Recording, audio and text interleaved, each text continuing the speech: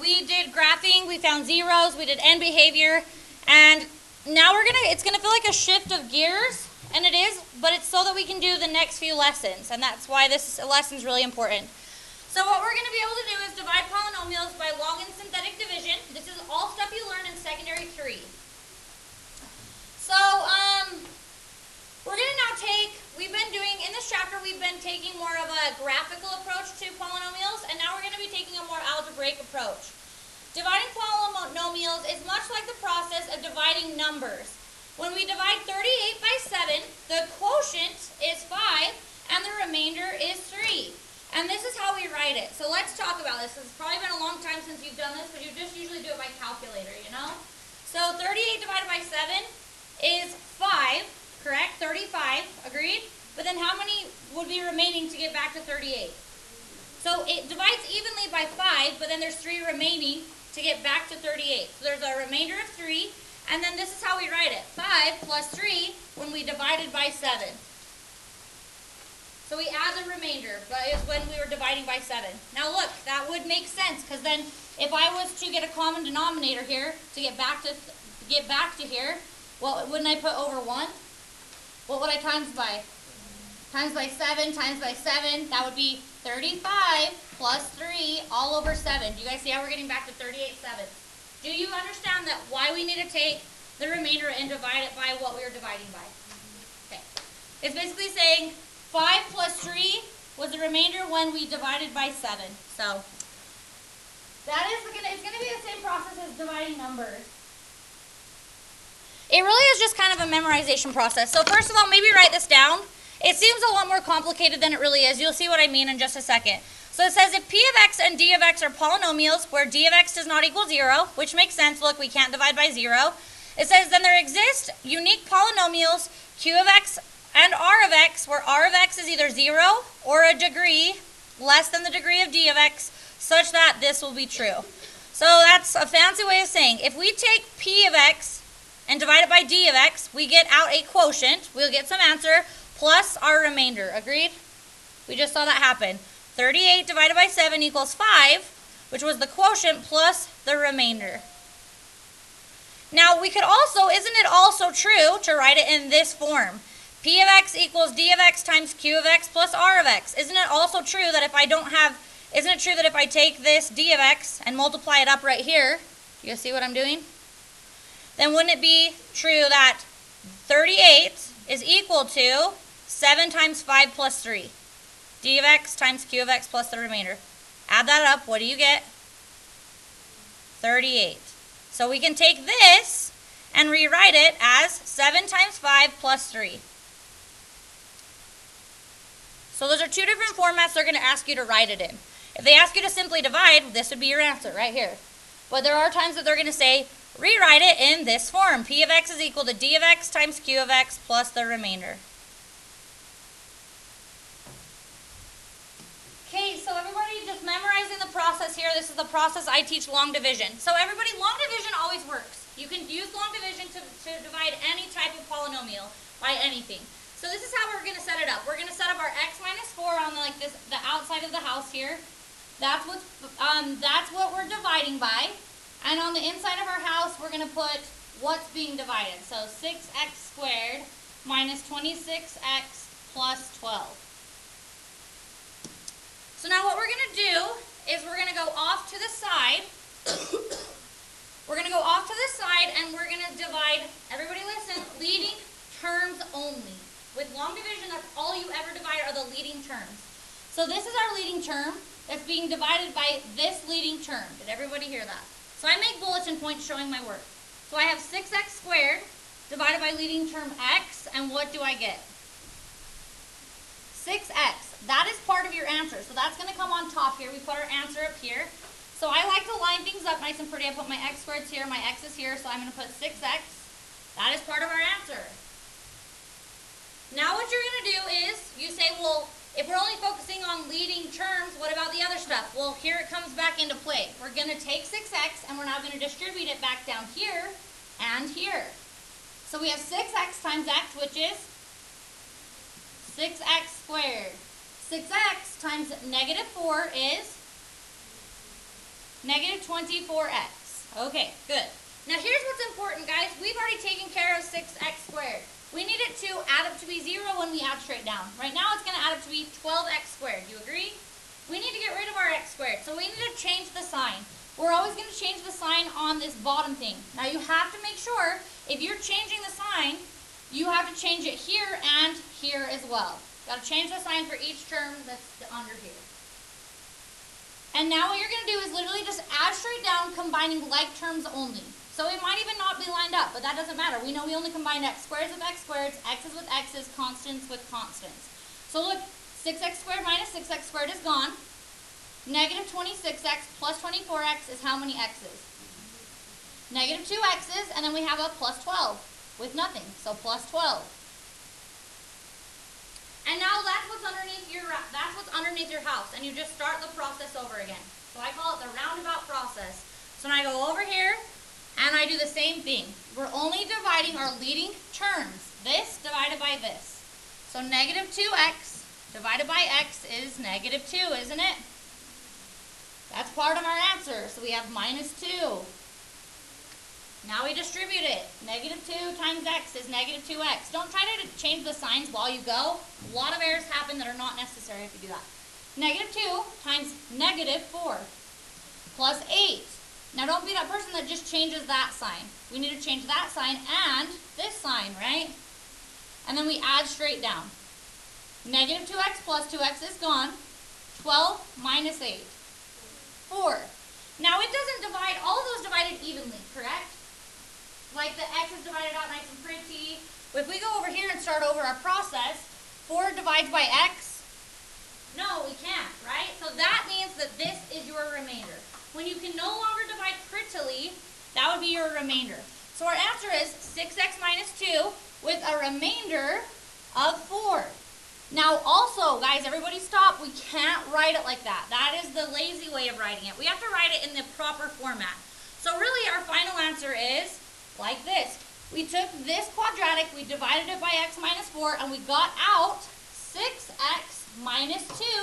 We add our remainder. So our remainder was positive 4. So we'll say plus 4 when we divided by x minus 4. This is our answer. We've got to write it correctly. Now here's the thing, guys. If we look back to the idea of 38 divided by 7, and it was equal to 5 plus 3 divided by 7. Do you guys see how we're writing it in the same form? Well, not quite yet. What I wanted to say real quick is, isn't it true that 38 divided by 7 didn't come out evenly? If it did, wouldn't we have gotten a remainder of 0 if it divided perfectly? So is it true to say that since they didn't divide evenly, that 7 and 5 are not factors of 38? True. That is, we know that for a fact. So we can still divide things just because they don't divide perfectly. It's just it's not pretty, and they're not factors. 7 and 5 are not factors of 38. If they were, we'd have a remainder of 0. So question for you. We took this, we divided it by this. Did we get a remainder of 0? So it didn't divide evenly. Therefore, we know for a fact x minus 4 is not a factor of the quadratic. Do you agree? Yeah, or else it would have been a remainder of 0, right? It would have divided perfectly if it was a factor. Does that make sense? And we know for a fact that 6x minus 2 is also not a factor because it didn't divide perfectly. That's our answer. Any questions on that?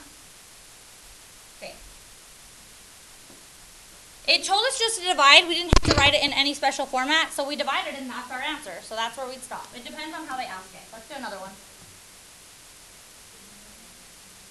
Okay, so let's read this, because this is the one where it's asking us to write it in a certain format. It says, let p of x be this polynomial and d of x be this polynomial. It says, find a polynomial q of x and r of x such that p of x is equal to d of x times q of x plus r of x. So this wants us to rewrite it basically in its factored form. And you'll see what I mean in a second. So what we would need to do first of all is take p of x and we're going to divide it by q of x, or sorry, divide it by d of x. What the heck? Yeah, divide it by d of x. And we're going to get a quotient out, aren't we? Okay, so let's go ahead and set it up. So we're taking this divided by this. So this d of x goes on the outside of our house. So we have 2x squared minus x plus 2. Inside our house is 8x to the 4th plus 6x squared minus 3x plus 1. Now remember, with long division, what we do is we only divide our leading terms. So I'm going to go do my bulletin point over here. Bulletin point. Leading term, 8x to the 4th, divided by leading term, 2x squared. It divides prettily, doesn't it? Yeah. Our leading terms, so what's 8x to the 4th divided by 2x squared?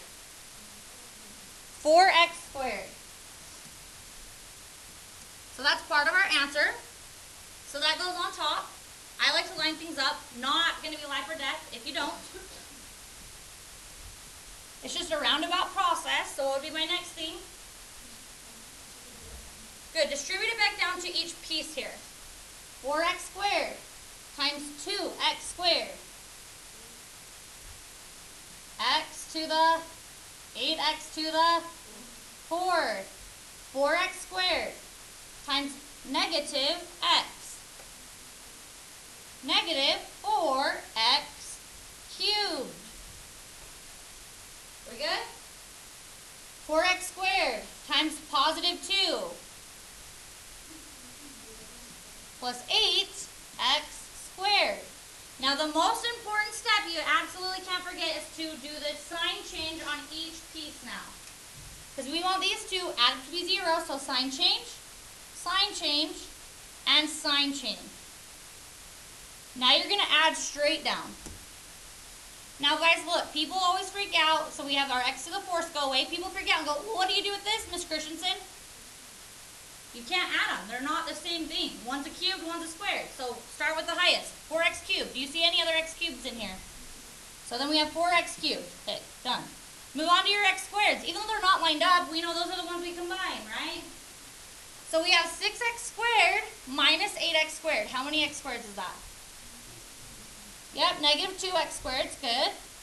Then we have a negative 3x and no other x's. Then we have a plus 1. And guys, the process just starts over again. Just like starting over again. So we'll go do our bulletin point. Leading term, which is 4x cubed, divided by leading term, 2x squared, would come out to be 2x.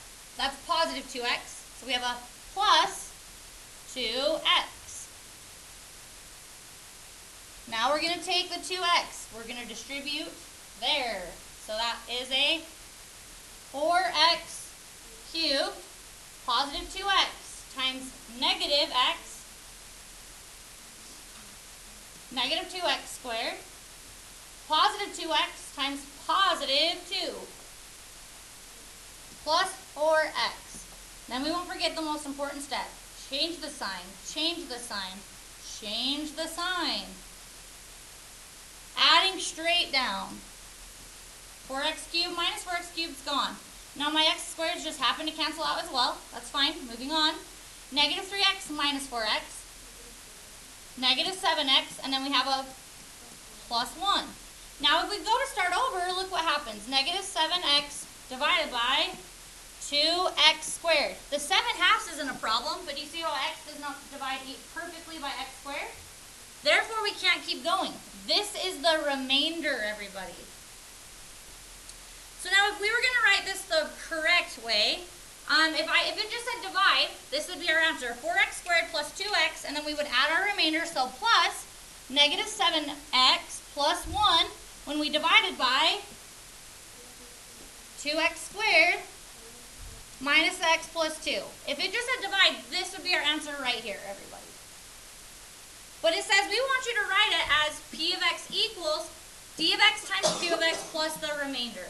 So everybody look, isn't it true, since we divided this, we took this divided by this, and we got out this, isn't it true that this times this plus the remainder will equal back to here?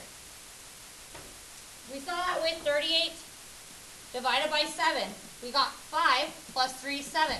So if we write it as 38 equals, what would be my true statement? 7 times 5 plus the remainder, and that would put us back to here. Do you guys see? So to write this, we'd say, okay, p of x, which is 8x to the 4th, plus 6x squared, minus 3x plus 1. We divided it and got two things that multiply together plus the remainder. So we took 2x squared minus x plus 2, and it would be times 2, 4x squared plus 2x, right? And then what would we need to do? Plus negative 7x plus 1. And if you were to distribute that all back out, guys, and combine like terms, you really would end up right back here. So they just want you to write it in a different format. Does it make sense? Okay.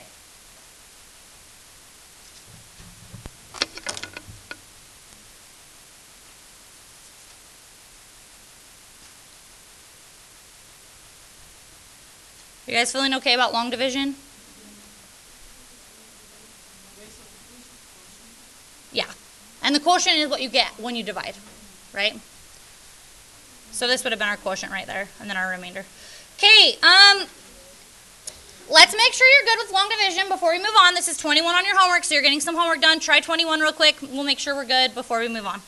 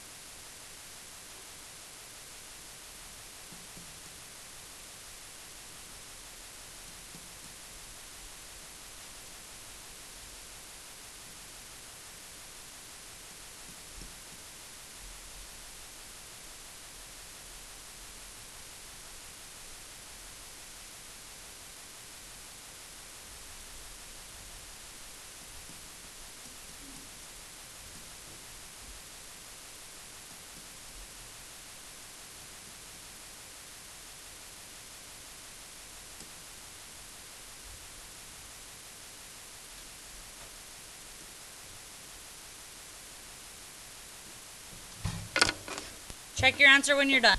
Now, guys, understanding how this will be useful is important. So let's think about it. If I said to you, take this and divide this, and we got a remainder of 0, wouldn't it be true that 2x squared plus 5 is definitely a factor of this? Right? Which would be nice to know. And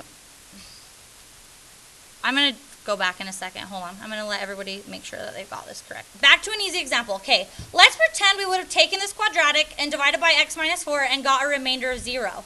Wouldn't it be true that for sure x minus 4 is a factor of the quadratic then? Therefore, isn't 4 definitely a solution? If x minus 4 is a factor, 4 is definitely a solution. So that's how that would be really useful to us, to know if something is a solution. If the remainder comes out 0, then yeah, it's a solution. X equals 4 would definitely be a solution. That's how we're going to end up using this in the future, just so you know. All right, awesome. So let's move on to a different type of division that's a lot easier than long division. So why do we learn both methods? Here's why. Synthetic division only works in very rare cases. You can actually only use synthetic division if we are dividing by something, not what you're dividing can be anything. This thing can be anything. But what you're dividing by has to be linear, which means degree 1, and it has to have a leading coefficient of 1. That is the only time you can use synthetic division. That's really important to note. Otherwise, you have to use long division, because long division always works. You could use long division to do this, but synthetic division is going to be quicker, easier. We're going to end up using synthetic division a heck of a lot more than long division. So the process of synthetic division works like this. What we're going to do is, with synthetic division, you actually, instead of using the factor, the x minus 3, like we do with long division, we actually use the solution, or the 0. So if x minus 3 is our factor that we're dividing by, what would be the 0, or solution? X equals 3. So with synthetic division, we're going to use our 0, 3, and then we're going to set up an upside down house, leaving yourself plenty of room. Notice I left myself a dramatic amount of room on purpose. So with synthetic division, we're actually just using the coefficients, which means the number in front of the variable, and that's what we write in inside our house. So now notice we started with 2, then our next coefficient is -1, and then our next coefficient is -3. Now one more rule to note, everybody. This is super, super important. With synthetic division, unlike long division, this is different than long division. Long division, we just can go for it. Synthetic division, you have to make sure that each degree is listed. So look, degree 2, degree 1, constant. You see how there's not missing anything? But what if it would have been degree 2, then constant? We would be missing the x part. So we would need to put a 0 here, because technically there's 0 x's. You have to put in your zeros if you're missing something. Okay, awesome. Now what we do with synthetic division is we add straight down, multiply up. Add straight down, multiply up. Add straight down, multiply up. So watch what I do. I go to this first thing, 2, and I add straight down. 2 plus nothing is 2. We add straight down, we multiply up. So now we're going to multiply up. 2 times 3 is 6, and we're going to place it in this next little space. We add straight down, multiply up. So add straight down, and we get 5. Multiply up, 15. Add straight down, 12. Now what you found is the new coefficient. So everybody look, this is important to note. We went from a degree 2, we divided by degree 1. X squared divided by x is x. That now is a new x polynomial. So this is, the highest degree would be x to the first. So this is 2x to the first. That is our constant plus 5, and that's our remainder. So how do we write the remainder? Plus 12 when we divided by x minus 3. So this final thing, guys, will always, always be the remainder. Wasn't that 10 times quicker than long division? We like synthetic division, it's nice. So is it true that x minus 3 is not a factor? Isn't it true that 3 must not be a solution of the quadratic? Right, or else the remainder would have been 0. Okay, awesome. Any questions on that? Okay.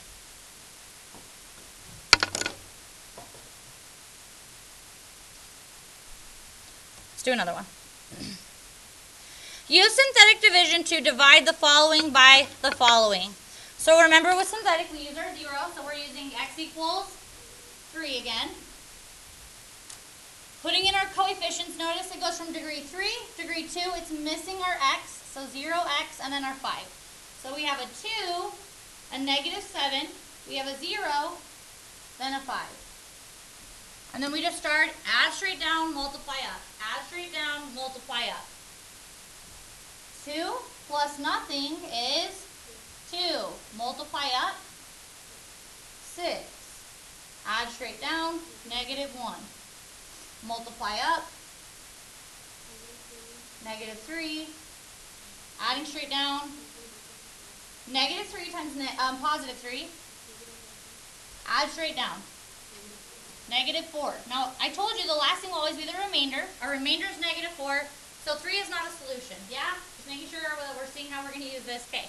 So now look, we went from degree 3. We divided up by degree 1. Wouldn't that be degree 2? So this is 2x squared minus 1x minus 3, and our remainder is -4, so I'm going to say -4 when I divided by x minus 3.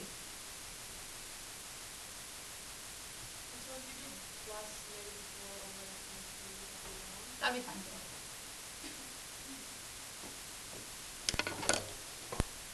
Do you guys think you can do synthetic division by yourself? Okay, this is 31 on the homework, so we might as well make sure we're good before we move on. So you guys do this one on your own, and then you can check it with my answer up here. Let's read the instructions. It does say that it wants you to write as the product of two factors and their remainder. So do you know what that means? Write it as the p of x equals q of x times d of x plus their remainder.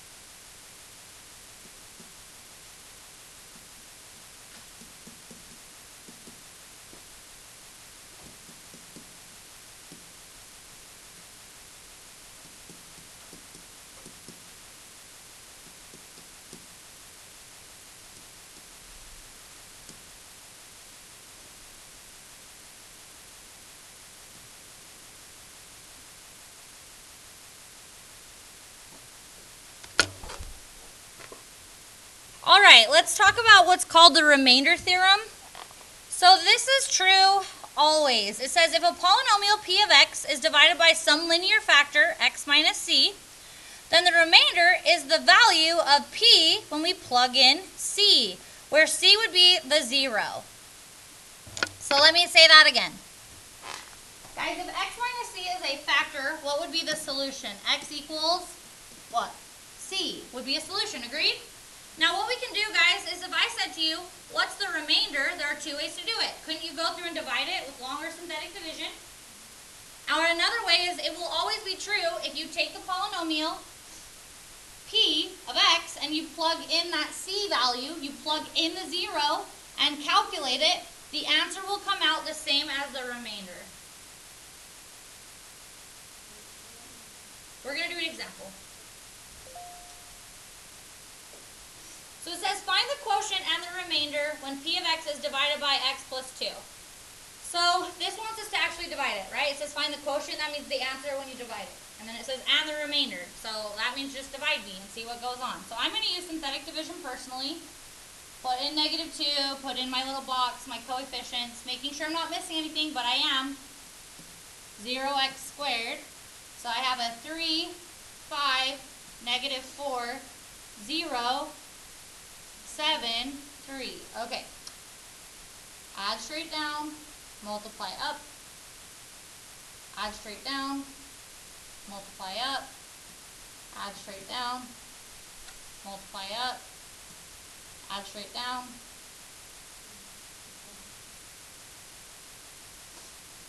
multiply up, add straight down, multiply up, add straight down, we get a remainder of 5. So it says find the quotient, so our quotient technically is 3x to the 4th minus x cubed minus 2x squared plus 4x minus 1, and then our remainder was 5. Here's what will always happen, you guys. We found that the remainder is 5, so don't we know for sure that -2, it must not be a solution, agreed? X plus 2 is definitely not a factor. Well, another way to find the remainder is to use the remainder theorem. The remainder theorem says if you take the 0 of x plus 2, which is -2, and you plug it into the polynomial p of -2, the answer will calculate to be the same value as the remainder. So when I plug in -2, what should I get out? 5. That will happen every time. So 3 of -2 to the 5th plus 5 times -2 to the 4th minus 4 times -2 cubed plus 7 times -2 plus 3. If you were to type that into your calculator, it would be 5. So there's two different ways of seeing if something is a solution. You could use the remainder theorem, plug in the 0 and calculate it, and if it comes out 0, that's the remainder, right? Or you could just do the synthetic division and see what the remainder is.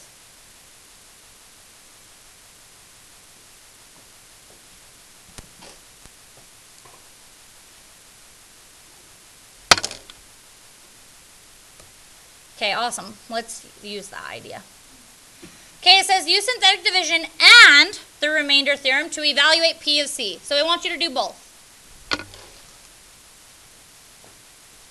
Now notice in this one it says C equals -1. It's already giving you the 0 in this one instead of the linear factor. So we can just go ahead and use -1. We'll do the synthetic division part. -1, we'll put in our coefficients. It looks like 4, 12, 5. Add straight down, multiply up. Add straight down, multiply up, add straight down. We get -3. So the remainder is -3. Do you agree? So now the remainder theorem says what? If we plug in -1, we should get out -3. And if you don't, you've either done the synthetic wrong or the plugging in wrong. It will be the remainder, no question. So now you'd say, okay, so P of -1 is equal to 4 times -1 squared plus 12 times -1 plus 5. You would go ahead and calculate it. So that's 4, because -1 squared is 1, minus 12 plus 5. So if you look at it, we have a 9 minus 12, and we get -3. So it really did work. We use the remainder theorem, and we use synthetic division to see what the remainder is. Okay.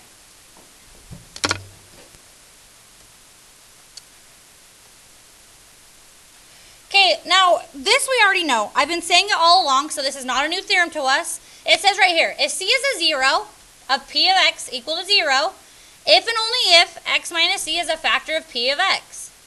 It will be a factor if you divide P of x by x minus C, and the remainder comes out to be 0. So this basically is saying C is a solution if x minus C is a factor. Do you agree? And x minus C is only a factor if you divide it and the remainder is 0. That's something we already know. That's what the factor theorem says. So right here it says, is x minus 1 a factor? If so, factor it completely. How can we know? We could divide it and the remainder should come out to be 0. And if so, then yes. If not, then no. So let's do you want to do long or synthetic? We can use synthetic, so I would use 1. 1, 0, -7, 6, because I'm missing x squared. Add straight down, multiply up, add straight down, multiply up, add straight down, multiply up, add straight down. Yes, awesome. Remainder 0, so x minus 1 is a factor, yes. Now it says, if so, factor it completely. So guys, look, isn't it true that x cubed minus 7x plus 6 is equal to, we have an x minus 1, true? X minus 1. And then what did we get out? Well, if we did take degree 3 and divide by degree 1, didn't we get x squared plus x minus 6? So now we're going to put that up here. X squared plus x minus 6. But now we got to see, since we have a quadratic, it says factor it completely. That means you've got to see if the quadratic does factor. So now let's do what multiplies to be -6 and adds up to be 1. 3 times 2, -2. It can quick factor because our leading coefficient's 1. So this will factor to be x plus 3, x minus 2. And then we also have our x minus 1.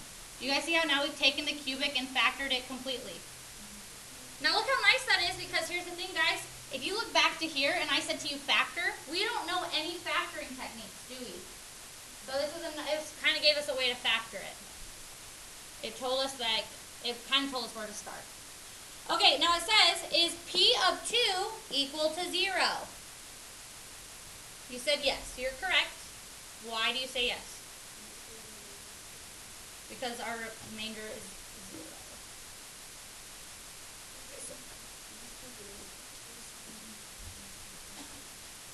So what are you guys saying? You're all on the right track, you're just not elaborating quite enough?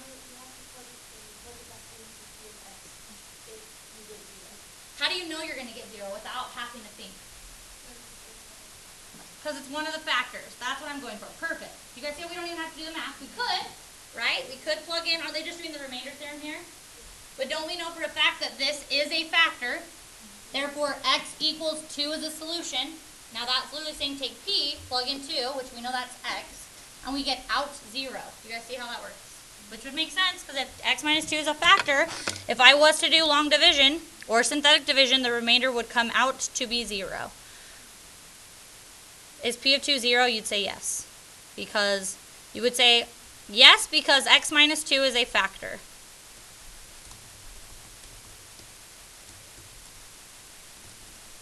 Okay, awesome. Next one. Okay, so we're almost done with the lesson here. It says find a polynomial of degree 4 that has the zeros -3, 0, 1, and 5. Now degree 4 means we have 4 solutions, correct? There they are. They gave us the 4 solutions. So this one's working backwards. So what you're going to do is you're going to say, okay, so we have an x equals -3, we have an x equals 0, we have x equals 1, and x equals 5. Now we're working backwards and we know how this works. If those are solutions, we know the linear factors that gave us those solutions. The linear factor here would be x plus 3. The linear factor here would be x plus 0, but that's unnecessary to write. Let's just write x. Then we have a x minus 1 and a x minus 5. Now we're going to want to go all the way till it's in standard form. So that's the factored form of the polynomial. We need it to be in standard form. If you're ever multiplying 1, 2, 3 things together, you would multiply 2 together and then multiply in the third thing. Or if you're ever multiplying 4 things together, you would multiply 2 together, multiply 2 together, and then multiply those 2 together. So let's focus on this piece. X times x is x squared. X times 3 is plus 3x. We're going to multiply that to x times x is... Now notice there's some like terms I'm going to have to combine, so I'm going to do it up here because I want to multiply by the simplified thing. So x squared minus 5x minus 1x plus 5. So we're multiplying by x squared minus 6x plus 5. So now we can keep going here. We're almost done. X squared times x squared is x to the 4th. X squared times negative 6x is negative 6x cubed. X squared times positive 5 is plus 5x squared. And then I personally cross that out. I've distributed that through to everything. 3x times positive x squared is 3x cubed. I'm going to go underneath and line it up with my x cubed. Positive 3x cubed. 3x times negative 6x is negative 18x squared. Positive 3x times positive 5 plus 15, and then we'll be done once we've combined our like terms. Oh, plus 15x. Good catch. All right, so we have an x to the 4th minus 3x cubed, agreed? Minus 13x squared plus 15x. This polynomial has these 4 zeros. Does everybody see? Pretty easy, right? As long as you just know how to do some basic multiplication. So if we factor that bad boy, we should be able to get the solutions here.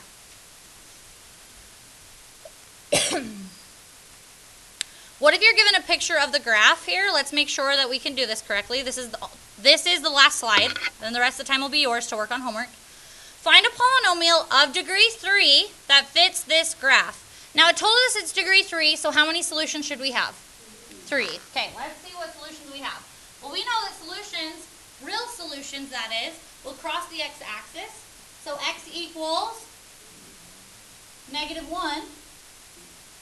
X equals 3. Now, that's only 2 solutions. What are we missing?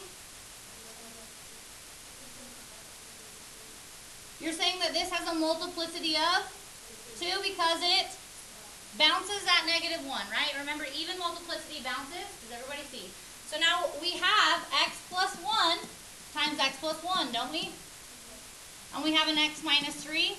And now when you're distributing 3 things, distribute 2 together, combine like terms, then multiply in the third. Don't try to distribute it all. You'll get messed up. X times x is x squared, plus x plus 2x. Don't say 1 times 1 is 2. 1 times 1 is 1. And then we're multiplying x minus 3. So now we can distribute x times x squared is x cubed. x times positive 2x is plus 2x squared. X times 1 plus x. Negative 3 times x squared, negative 3x squared. Negative 3 times 2x, negative 6x. Negative 3 times positive 1 is negative 3. Adding straight down is x cubed minus x squared minus 5x minus 3. All right, you guys good with that? To do the homework? Okay, cool. That is the end of the lesson, so the rest of the time's yours. Start practicing, ask for help. Make sure you really understand this idea.